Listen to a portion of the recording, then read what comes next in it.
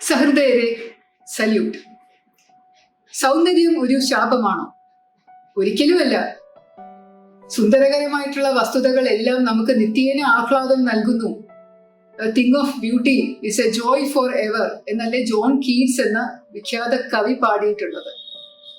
സൗന്ദര്യമുള്ള ഏത് വസ്തുവാണെങ്കിലും എപ്പോഴും നമ്മൾ അതിനെ സംരക്ഷിക്കുകയും ആസ്വദിക്കുകയും ചെയ്തു കഴിഞ്ഞാൽ അതെന്തെന്നും നിലനിന്നു പോകും. പ്രകൃതിയാണെങ്കിലും മൃഗങ്ങളാണെങ്കിലും മനുഷ്യരാണെങ്കിലും ഒക്കെ വളരെ സുന്ദരമായിട്ടുള്ള ഒരു വസ്തു ഉണ്ടെങ്കിൽ അതിനെ നമ്മൾ കാത്തു സൂക്ഷിക്കണം എന്നതാണ് തത്വം. നമ്മൾ എല്ലാവരും സുന്ദരന്മാരും സുന്ദരികളും ആകാനായിട്ട് ശ്രമിച്ചുകൊണ്ടും ഇരിക്കുന്നുണ്ട്.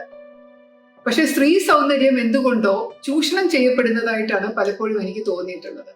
പ്രത്യേകിച്ചും ചില വസ്തുക്കൾ വിൽക്കണം എന്നുണ്ടെങ്കിൽ സ്ത്രീ സൗന്ദര്യം അവരൊന്ന് ചൂഷണം ചെയ്തിട്ട് അതിലൂടെ ഒരു വിൽപ്പന നടത്തുന്നതായിട്ടുള്ള പ്രക്രിയ കാണുമ്പോഴും സുന്ദരികളായിട്ടുള്ള പെൺകുട്ടികൾ ഇങ്ങനെ ദുരുപയോഗം ചെയ്യപ്പെടുന്നതിന്റെ വാർത്തകൾ കേൾക്കുമ്പോഴും ഒക്കെ വല്ലാത്ത ഒരു ആധി തോന്നാറുണ്ട്.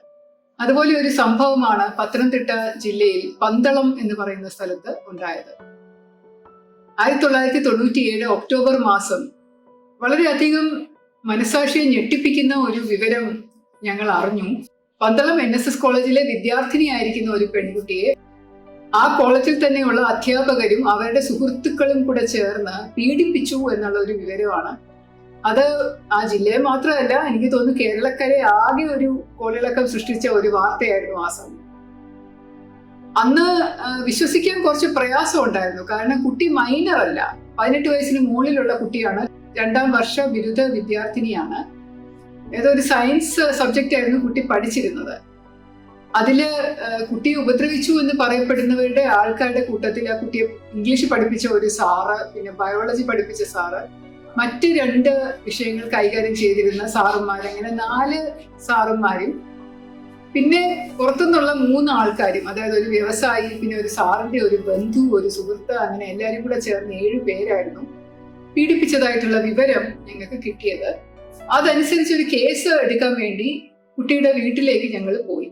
ഒരു കാരണവശാലും പീഡിപ്പിക്കപ്പെട്ട ഒരു പെൺകുട്ടിയോ അതിന്റെ കുടുംബാംഗങ്ങളോ പോലീസ് സ്റ്റേഷനിലേക്ക് വരരുത് എന്ന കർശന നിർദ്ദേശം ഞാൻ നൽകിയിരുന്നത് കൊണ്ട് ഞങ്ങൾ എല്ലാവരും കൂടെ ചേർന്ന് കുട്ടിയുടെ വീട്ടിൽ ചെന്ന് അതിന്റെ മൊഴി എടുക്കാനും അതിനുശേഷം ഒരു കേസ് എടുക്കാനും അതിന്റെ അച്ഛനമ്മമാരെ ചോദ്യം ചെയ്യണം, അതിന്റെ അയൽ വീട്ടുകാരെ ചോദ്യം ചെയ്യണം, ചിലപ്പോൾ സുഹൃത്തുക്കളുണ്ടെങ്കിൽ അവരെ ചോദ്യം ചെയ്യണം. അങ്ങനെ ഞങ്ങളൊരു 2-3 വണ്ടി നിറയെ പോലീസ് ഓഫീസേഴ്സും വനിതാ പോലീസും ഞാനും ഒക്കെ ചേർന്നാണ് ആ കുട്ടിയുടെ വീട്ടിലേക്ക് പോയത്. നല്ലൊരു സുന്ദരിയായിട്ടുള്ള ഒരു പെൺകുട്ടിയാണ് ഞങ്ങൾ അവിടെ കണ്ടത്. വളരെ അലസമായ വേഷത്തിൽ നിൽക്കുകയായിരുന്നു. നേരത്തെ വിവരമൊന്നും കൊടുക്കാതെ പോയത് കൊണ്ടായിരിക്കാം ഒരു സാധാരണ നൈറ്റിയും ഇട്ട് മുടിയൊക്കെ വാരി ചുറ്റി മുകളിൽ കെട്ടിവെച്ച് മുഖത്ത് ഒരു പൗഡർ പോലും ഇടാതെ വേർത്തൊലിച്ച ഒരു രൂപത്തിലാണ് ആ കുട്ടിയെ കാണുന്നതെങ്കിൽ പോലും അത് അതീവ സുന്ദരിയായിട്ടാണ് എനിക്ക് തോന്നിയത്.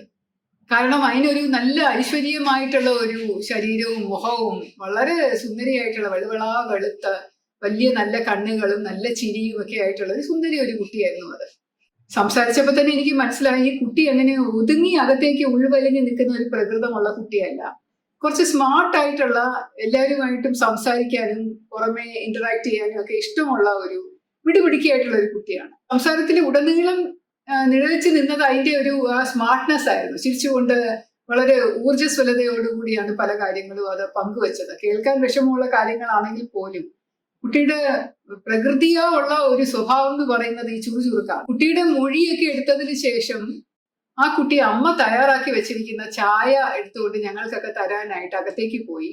വലിയൊരു ട്രേക്കകത്ത് ചായ കപ്പുകൾ നിരത്തി വെച്ച് അത് എല്ലാ പോലീസ് ഓഫീസേഴ്സിനും എനിക്കടക്കമുള്ളവർക്ക് കൊണ്ട് തരികയും ഈ കുട്ടി തന്നെ ആ ട്രേയും എടുത്തുകൊണ്ട് പുറത്തോട്ട് ഇറങ്ങി പോവുകയും ചെയ്തു. കാരണം പുറത്ത് ഡ്രൈവർമാരും അതുപോലെ പേഴ്സണൽ സെക്യൂരിറ്റി, ബാക്കിയുള്ള ആൾക്കാര്, പോലീസുകാര് ചായ കൊടുക്കാനായിട്ട് ഈ കുട്ടി ഇറങ്ങി വെളിയിലോട്ട് പോയ കണ്ടപ്പോ അതിങ്ങനെ ഒരു ശകലം ഓടിയാണ് പോയത്.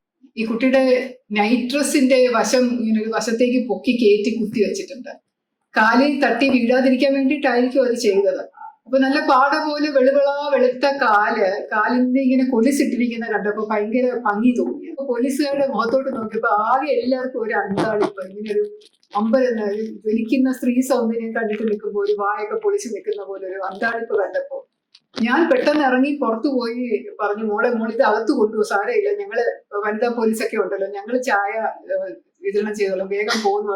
ഞാൻ ആ കുട്ടിയെ സംരക്ഷിക്കുന്നത് പോലെ പിടിച്ചുകൊണ്ട് അകത്തേക്ക് കൊണ്ടുപോകുമായിരുന്നു. അപ്പൊ അത് പറഞ്ഞു, അല്ല മാഡം എനിക്ക് ആ കപ്പ് വാങ്ങണം മാഡം, ചായ കുടിച്ചു കഴിഞ്ഞാന്ന് പറഞ്ഞു. ഞാൻ പറഞ്ഞു, ഇല്ല കുഴപ്പമില്ല, കപ്പൊക്കെ ഞാൻ വാങ്ങിച്ച് തന്നോളാം, മോൾ അകത്തേക്ക് പൊക്കോ എന്ന് പറഞ്ഞ് ഞാൻ അകത്തേക്ക് കൊണ്ടുവിടുകയായിരുന്നു. കാരണം അത്രയ്ക്കൊരു കുട്ടിയെ കണ്ടു കഴിഞ്ഞാൽ തന്നെ അറിയാതെ വായും പൊളിച്ച് നോക്കി നിന്ന് പോകുന്നത്ര ഒരു സൗന്ദര്യമായിരുന്നു. കേസിനെ പറ്റി കൂടുതൽ അന്വേഷിച്ചപ്പോൾ സ്വാഭാവികമായും തോന്നുന്ന ഒരു സംശയം, പൊതുവായി ഉയർന്നു കേട്ട ഒരു സംശയം അതായിരുന്നു. അതായത് ഈ കുട്ടിയുടെ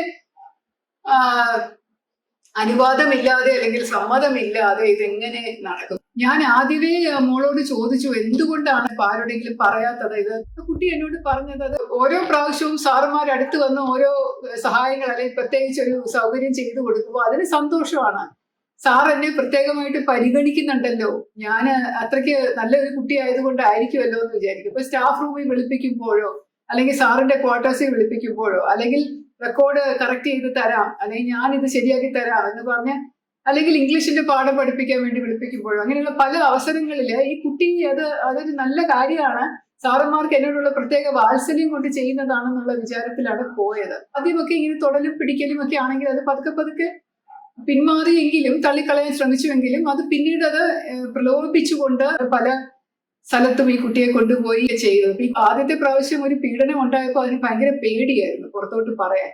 അമ്മയോടൊക്കെ അല്ലെങ്കിൽ നാട്ടുകാരൊക്കെ അറിഞ്ഞു കഴിഞ്ഞാല് നമ്മൾ സാധാരണ പെൺകുട്ടിയുടെ ഭാഗത്ത് തെറ്റുണ്ടെന്നാണല്ലോ പറയുക. ഒരു ഇലയും മുള്ളും എന്ന് പറഞ്ഞൊരു പ്രയോഗം തന്നെ നമ്മുടെ ഇടയിൽ വളരെയധികം ഉപയോഗിക്കുന്ന ഒരു പ്രയോഗമാണല്ലോ. പിന്നെ സാറുമാര് പേടിപ്പിച്ച് വെച്ചത് കൊണ്ടും പറയാത്തതാണ് എന്ന് പറഞ്ഞു. 19 വയസ്സൊക്കെയുള്ള പ്രായത്തിലുള്ള കുട്ടികൾക്ക് അത്രയധികം ഒരു മെച്ചൂരിറ്റി നമുക്ക് പറയാൻ പറ്റില്ല. പിന്നീട് അത് ആളുകൾ കൂടിക്കൂടി വന്നപ്പോ അങ്ങനെ എല്ലാരും കൂടെ ചേർന്നുള്ള ഒരു ആയപ്പോ ഈ കുട്ടിക്ക് ഒട്ടും സഹിക്കാൻ പറ്റാത്ത ഒരു അവസ്ഥ വന്നപ്പോ സുഹൃത്തുക്കളോട് പറയുമ്പോഴാണ് അവർ പറയുന്നത്, ഇത് മറച്ചു വെച്ചിട്ട് കാര്യമില്ല, ആരോടെങ്കിലും പുറത്ത് പറയണം എന്ന് പറഞ്ഞു. അങ്ങനെ അത് പുറത്ത് പറഞ്ഞിട്ടാണ് അത് പുറമെ അറിയുന്നത്. പക്ഷെ അപ്പോഴും ഈ കുട്ടിക്ക് ഒരു പോലീസിൽ വന്നൊരു കേസ് തരണമെന്നോ ഒരു പരാതി തരണമെന്നോ ഇതിന് തുടർ നടപടികൾ എന്തെങ്കിലും ഉണ്ടാവുമെന്നോ അങ്ങനെയൊന്നും ഒരു ഐഡിയയും അതിനില്ലായിരുന്നു. അതുകൊണ്ട് അത് പരാതി എഴുതി തരാനും ഒന്നും അതിന്റെ അച്ഛനും അമ്മയോ ഒന്നും പരാതി എഴുതി കൊടുത്ത ഒരു കേസ് എടുപ്പിക്കണം എന്നുള്ള ഒരു ചിന്താഗതിയിലേ ആയിരുന്നില്ല. ഒരു സ്ഥാനത്തിരിക്കുന്ന ആൾക്കാര് മകളെ പോലെയുള്ള ഒരു വാത്സല്യം അല്ലെ ശിക്ഷയോട് തോന്നേണ്ടത്. അതിന് പകരം അതിനെ സൗന്ദര്യമുണ്ട് എന്ന് പറഞ്ഞുകൊണ്ട് അതിനെ ദുരുപയോഗം ചെയ്യുക, സ്വന്തം ആവശ്യത്തിനായിട്ട് ഉപയോഗിക്കുക, ശാരീരികമായിട്ടും ലൈംഗികമായിട്ടും പീഡിപ്പിക്കുക എന്നൊക്കെ പറയുന്നത് വളരെയധികം തെറ്റായ ഒരു കാര്യമാണ്. അപ്പൊ തീർച്ചയായിട്ടും കേസെടുത്തേ പറ്റുള്ളൂ എന്നുള്ളത് കൊണ്ട് തന്നെയാണ് FIR ഇട്ട് കേസെടുത്തത്. അന്വേഷണം ഇങ്ങനെ പുരോഗമിക്കവേ ഞങ്ങൾക്ക് മനസ്സിലായി വലിയ തെളിവുകളൊന്നും പല സ്ഥലത്തു നിന്നും കിട്ടാനില്ല എന്നുള്ളത്. വൈദ്യപരിശോധന റിപ്പോർട്ടുണ്ട്. കേസ് ശിക്ഷിക്കാൻ പറ്റാതെ പോകുമോ എന്നുള്ളൊരു ആശങ്ക ഉണ്ടായിരുന്ന സമയത്താണ് ഇതിൽ ഒരു പ്രതി തൂങ്ങി മരിക്കുന്നത്. ലോഡ്ജിൽ ഒരു മുറി എടുത്തിട്ട് ആ പ്രതി ഫാനില് എന്തോ ഒരു ഷീറ്റോ മറ്റോ ഇട്ട് കഴുത്തിൽ മുറുക്കി തൂങ്ങി മരിച്ചു. കോളേജിലെ തന്നെ ഒരു സാറായിരുന്നു തൂങ്ങി മരിച്ചത്. എന്നിട്ടൊരു ആത്മഹത്യ കുറിപ്പ് എഴുതി വെച്ചിരുന്നു, ഞാൻ ചെയ്ത തെറ്റുകൾക്കൊക്കെ എനിക്ക് ശിക്ഷ ഞാൻ തന്നെ ചെയ്യുകയാണ്, ഭാര്യയോടൊക്കെയുള്ള മാപ്പും ഒക്കെ പറഞ്ഞിട്ടുള്ള ഒരു കത്തായിരുന്നു അത്. ആ കത്ത് എന്തായാലും കേസിന് വലിയൊരു തെളിവായി. ആ കേസിന്റെ വിചാരണ സമയത്ത് വന്നപ്പോൾ ഈ കത്ത് ആണ് വലിയൊരു എവിഡൻസ് ആയിട്ട് കോടതി പരിഗണിച്ചത്. കുട്ടി പറഞ്ഞതൊക്കെ ശരിയാണ് എന്നുള്ള ഒരു കാര്യത്തിൽ 7 പേരെയും ശിക്ഷിക്കുകയായിരുന്നു കോടതി. ആ സമയം ഞാൻ പത്തനംതിട്ടയിൽ നിന്ന് മാറിപ്പോയിരുന്നെങ്കിലും ഈ കേസിന്റെ വിധി എനിക്കറിയായിരുന്നു. അതിനുശേഷം ഈ അധ്യാപകരെല്ലാവരും 6 പേര് പിന്നീട് ഹൈക്കോടതിയിലെ ഈ ശിക്ഷ റദ്ദാക്കാൻ വേണ്ടി പോയപ്പോൾ കുറച്ചുകൂടെ നല്ലൊരു വിധി ഹൈക്കോടതിയിൽ നിന്ന് വന്നത് ഇവരുടെ പിഴ വർദ്ധിപ്പിക്കുകയും കീഴ്ക്കോടതി ചെയ്ത ശിക്ഷ ശരിവെക്കുകയും ചെയ്യുകയായിരുന്നു. അതുകൊണ്ട് ഹൈക്കോടതി പൂർണ്ണമായും പോലീസ് അന്വേഷണത്തെ ന്യായീകരിച്ചുകൊണ്ട് ഈ കുട്ടിയുടെ സപ്പോർട്ടിനായിട്ട് വന്നു എന്നാണ് തെളിയിക്കുന്നത്.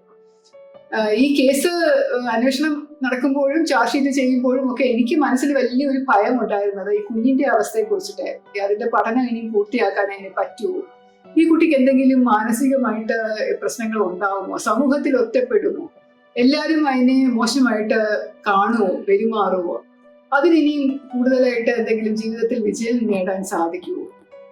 കാരണം നമ്മൾ കണ്ടിട്ടുണ്ടല്ലോ പഴയ കേസുകള്, സൂര്യനെല്ലി, വിതുര എന്നൊക്കെ പറയുന്ന പല കേസുകളിലും ഒരുപാട് ബുദ്ധിമുട്ടുകൾ സഹിച്ചിട്ടാണ് അതിനകത്തെ ഇര പിന്നെ പിടിച്ചു നിൽക്കുന്നത്. ഇത്രയും നല്ല സൗന്ദര്യമുള്ള പ്രകൃതിയാൽ അനുഗ്രഹിച്ച് സൗന്ദര്യമുള്ള ഒരു കുട്ടിക്ക് ഇതുപോലുള്ള ഒരു ദുരവസ്ഥ വരുന്നത് കഷ്ടമല്ലേ എന്നൊക്കെയുള്ളൊരു വിഷമം എനിക്കുണ്ടായിരുന്നെങ്കിലും പിന്നീട് ഞാൻ അറിഞ്ഞു, ലോ കോളേജിലെ നിയമ വിദ്യാർത്ഥിനിയായി പഠിച്ച ശേഷം നല്ല രീതിയിൽ പാസ്സായി പ്രാക്ടീസ് ഒക്കെ തുടങ്ങിയെന്നും ഇനി അതിന്റെ കല്യാണം കഴിച്ചു ഇല്ലയോ എന്നുള്ളതൊന്നും എനിക്കറിയില്ല. പക്ഷെ എന്റെ മനസ്സ് പറയുന്നു തീർച്ചയായിട്ടും അത് എവിടെയെങ്കിലും ഭർത്താവിനും കുട്ടികളുമായിട്ട് വളരെ സന്തോഷമായി കഴിയുന്നുണ്ടാവും.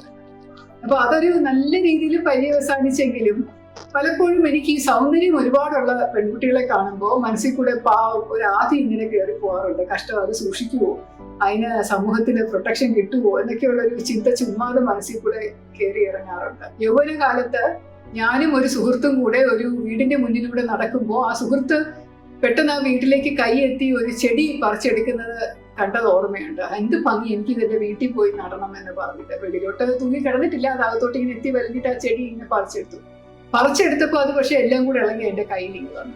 അപ്പൊ ഞാൻ പറഞ്ഞു, അയ്യോ കഷ്ടമായി പോയല്ലോ, ആ ചെടി അവിടെ നിൽക്കുമ്പോൾ നല്ല ഭംഗിയായി നിറയെ പൂക്കളും ഒക്കെ ആയിട്ട്. ഇനിയിപ്പോ വീട് വരെ എത്തി അത് അവിടെ കൊണ്ട് നടുപോയി വാടിപ്പോവുമോ, എങ്ങനെ പിടിച്ചു വരുമോ നന്നായിട്ട് എന്നുള്ളതൊന്നും അറിയില്ലല്ലോ.